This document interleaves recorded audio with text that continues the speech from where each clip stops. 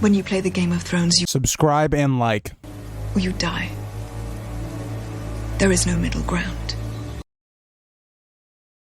Alright, hello YouTube. Welcome back to the Grease Goblin YouTube channel. In today's video, we are going to be talking Barristan in the Winds of Winter.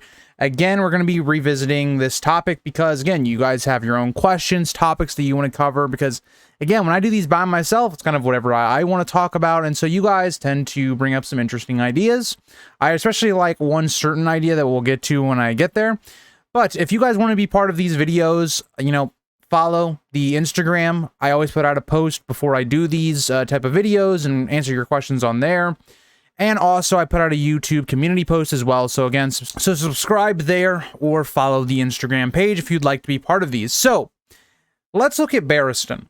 I think, again, if we want to go through some of his background a little bit, because I had a question, and this is the one thing I really want to answer right away, is it's from one of my mods, Ashley.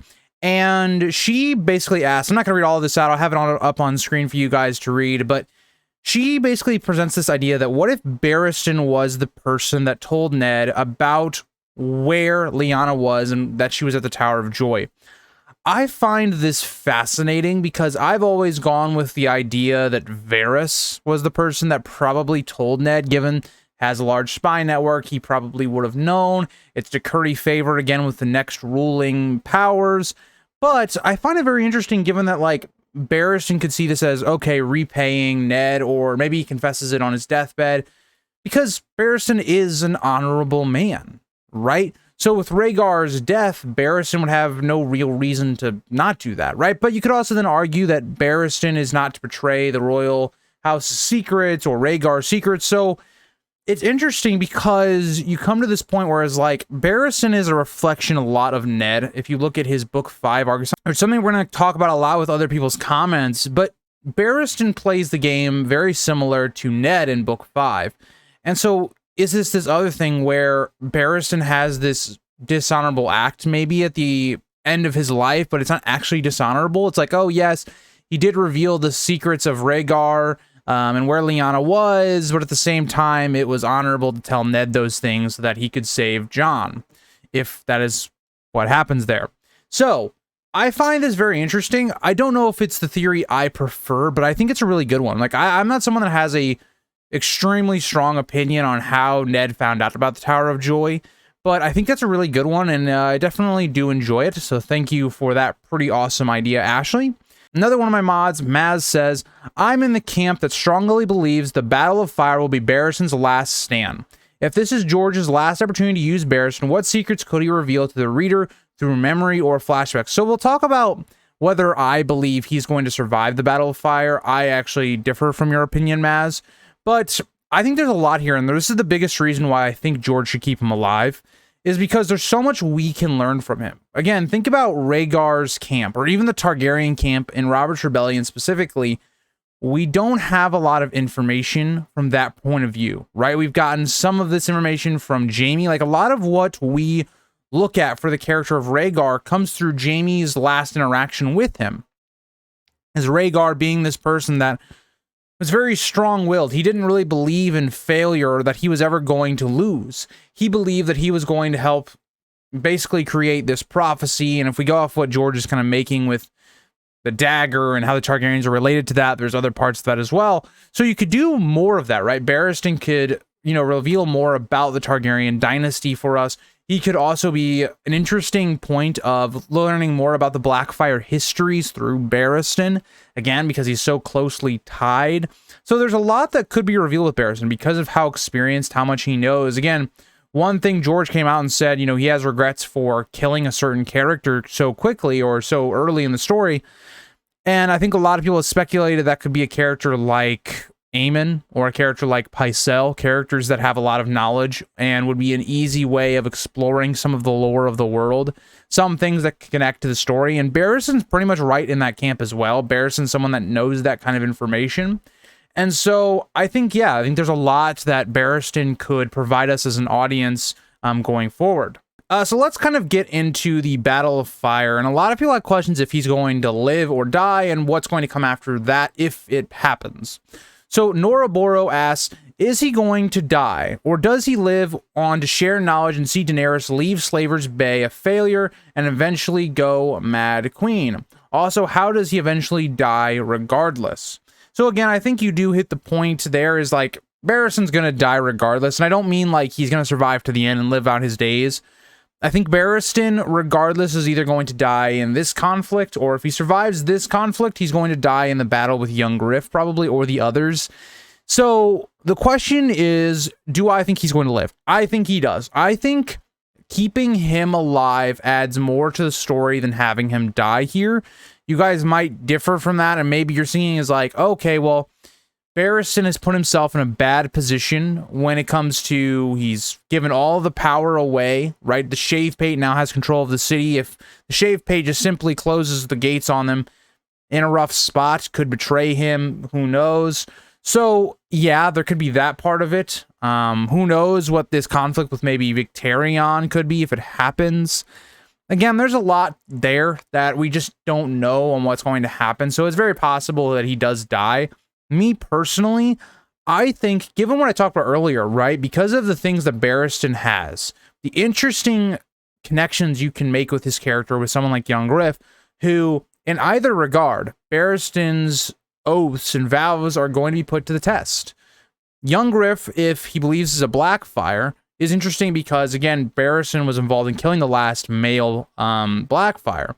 But if that's not the case, and he believes that young Griff is actually a Targaryen and Rhaegar's child, well, that's also interesting because now that's the legitimate heir above Dany. So that's really interesting. But also, let's then play on Tyrion versus Barristan, where Tyrion comes in being this more an antagonizing force, where Barristan's kind of our honorable force. It'll be really interesting because it actually will play out almost exactly like how Robert Baratheon's camp was towards the end. You had Ned, who was our honorable force, and, like, again, Barristan. But then you also had the Lannisters, right? You had Cersei, and then Tywin, and then, you know, with Dany, you have Tyrion. So it's a lot of, like, very much similarities and connections to the earlier part of the story. And so I find Barristan to be a character that has much more to offer to the story, and I just don't feel like killing him now I don't think killing him now outweighs the benefits of keeping him alive, right? But let's also talk about the second part of this. So Daenerys leaving Slaver's Bay a failure and eventually going Mad Queen. I don't think Daenerys is going to leave Slaver's Bay a failure. I think given that she's going to come back, she's going to take out the slavers, she's going to have somewhat of a rulership over Slaver's Bay before she leaves. Whether that's Hizdar, whether that's whoever, I think at least in the short term, she will be viewed as a success. Now, after Daenerys is dead, after, you know, she is gone, who knows, right? Like, what happens afterwards is a completely different story. And then eventually going Mad Queen. Again, I like the idea that maybe Daenerys doesn't go mad, but she is definitely put into situations in which she has to make tough choices that can make others believe that she has gone mad, right? And so that's interesting because you think about Aegon when he came over when Aegon Targaryen started conquering Westeros, people could have seen him as somewhat of a mad Targaryen as well.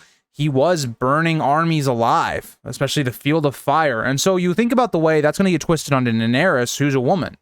That's going to be even worse for her. And so, you know, Aegon was viewed quite positively because he was someone that had a good reputation. He was someone that would, you know, help raise you to your feet if you bent the knee, but if you didn't get the good treatment. And so Daenerys has already got a bunch of stigma behind her, right? She allowed her brother to die, right? She's with the Dothraki. She's bringing over this army that's only been seen as barbarians to Westeros, that they only kill and steal and all these things. And so you also look at that of having an unsullied army as well. Like, this is a very foreign army to Westeros. Westerosi seem very prejudiced against other cultures, really. And so you look at all of that, and it's not the same, right? Aegon, when he came over, because he was already in Dragonstone, he was already in Westeros, he was someone that was already viewed as quite Westerosi, and Aegon was already trying to make himself appear more Westerosi, making a banner, making family words, things of that nature. And so he gained a lot of people's respect and all of that. Dany is going to have a lot with her when it comes to people are going to be spreading propaganda and things like that. And again, not the point of this video, but I did want to like acknowledge that in that comment. So another question I have from Mystery Junkie is, will he stay with Daenerys or will he jump ship to Aegon being the true heir as son of Rhaegar? Again, I kind of mentioned this briefly already, but I don't think he's going to flip from Dany. I think he will stay in Dany's camp. But I think the important part, the thing that's very interesting, is testing those loyalties, right? How far will Barristan go for Dany? And especially if you even think about it on this layering, if Barristan is not in Dany's favor at the time of Young Griff's reveal and things like that to Dany's camp, how does that also make Barristan feel, right? So that's going to be interesting as well. Like, say Dany's been ignoring Barristan's counsel, similar to like Robb with Roose Bolton. What does Barristan do there, right? Like, if she's really leaning into Tyrion's counsel, something Barristan disagrees with, does that push him over the edge? I think there's a lot of interesting stuff to be figured out here with Barristan when it comes to young Griff as a character. Dorito also says, not a question, but he will die after he's no longer needed as a POV character. Again, I think the issue with that comment is he right now has a very interesting role that he could play in the story. And so the problem is, like, when would that stop? Right? Would that stop after Dany's dead? Does it stop when young Griff's dead? And so I don't really actually agree with that. I think it's an interesting take, but to me personally, I think it's going to come at a point where it's at its most dramatic, and it's going to be something that kind of maybe pushes Dany over the edge a bit, right? Losing Barristan, who is kind of like almost a father figure for her almost. So losing Barristan can be something that really is tough, because she will hopefully realize by the end of it, like, Barristan was someone that maybe he didn't always have the best advice, but he had the best intentions. He wanted the best for her, whereas a lot of people around her want this from her. They want that from her. Barristan was never one of those people. And so that could be something that I think will be used. His death will mean something to the story, unlike the show. Taylor asks, will he survive? I can't imagine if he doesn't, he goes out like he did in the show. Again, I don't think Barristan's going to go out like that. I think that's a very bad way to take his character, because I think the way his character could die is in a way fighting against young Griff. I think it makes sense, right? The Blackfire tie there, and having his death be... I would like to see that his death is honorable, like he dies in battle, but it's still something that pushes Dany over the edge, because it's maybe something where it's like, she didn't use the dragons, you know, or something like that. And so it makes Dany feel somewhat responsible for his death, or something along those lines. All I hope for Barristan's death, because he's going to die at some point, is that it is impactful. It means something to the story. Jack asks, if he survives the Battle of Fire, do you think he will support Aegon and or give any legitimacy to him? So I think the big thing that we'll see from Barristan is I think Barristan will try to sue for peace. I think he will push Dany to try and marry him and unite their claims. This avoids war. It avoids catastrophe, issues on the small folk. I think Barristan will be displeased when that doesn't happen. Like, when the two sides meet, and I think young Griff will be the one that comes off more like a dick than Dany will be, but we'll understand young Griff as well. But I think it's going to be one of those things where I think Barristan will stick with Dany till the end, but it will be something that will test him. So, yeah.